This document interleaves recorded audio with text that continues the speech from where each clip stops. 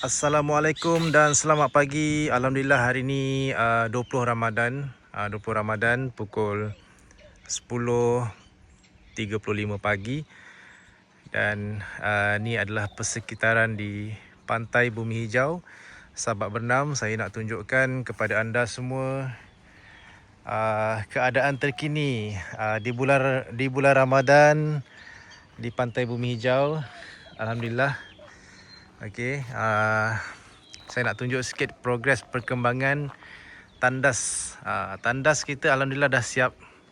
Tandas dah siap sepenuhnya, dah boleh guna. Ada yang tanya air dia laju ke tak. Okey, tapi jangan lupa masuk tandas sekarang kita kenakan bayaran, buang air RM RM1, mandi RM RM2. Okey, so pastikan korang kena bayarlah. Okey, dan kita tengok keadaan air dia macam mana. Air laju ke tak laju? Air laju Air dia kuat. Okey, nak mandi pun boleh. Okey. Air dia laju ya. Air dia laju. Siapa nak mandi kat sini boleh mandi. Okey, pastikan you all bayarlah, masuk bayar dan jaga kebersihan tandas.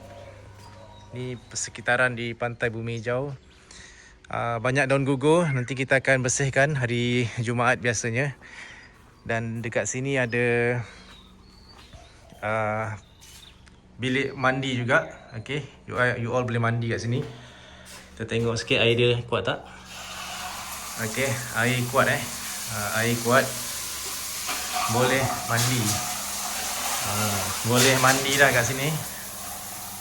Okey. Sebelum ni ada yang komplain air tak kuat, air tak ada. Alhamdulillah sekarang air dah kuat. Okey, air dah kuat. Boleh guna air macam biasa. Okey, ada bayaran. Sebelah sini tandas lelaki lah.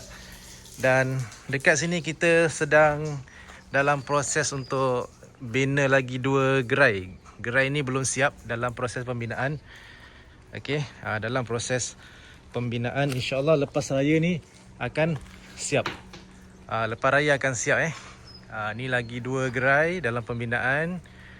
Cantik dalam pembinaan belum siap. Dan ni gerai yang dah ada, sedia ada yang sebelum ni. Yang ni gerai ayam gunting, yang ni gerai warung atap, char kway teow, laksa, goreng-goreng. Okey, dan akan datang dekat sini pun akan ada tambahan lagi gerai-gerai lah untuk peniaga-peniaga.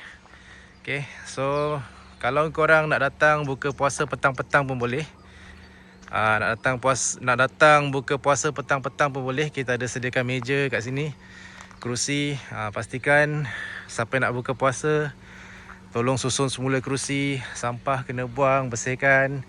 Okey, sekarang ni ada daun gugur, banyak daun gugur. Peniaga-peniaga dekat Pantai Bumi Hijau belum sempat untuk bersihkan. InsyaAllah nanti hari Jumaat kita akan bagi tahu dekat grup untuk bersihkan pantai. Okey, so inilah keadaan terkini Pantai Bumi Hijau setakat ni. Kat hujung sana nanti kita akan buat surau. YB Rizam kata akan dibangunkan surau untuk kemudahan kita solat lah, insyaAllah. Okey, so ini keadaan perkembangan progres terkini Pantai Bumi Hijau Sabak Bernam.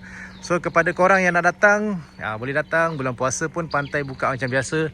Tandas sentiasa buka macam biasa. Nak masuk tandas kena bayar. Okey, jaga kebersihan yang penting. InsyaAllah nanti kita akan bersihkan lah ni daun-daun yang gugur.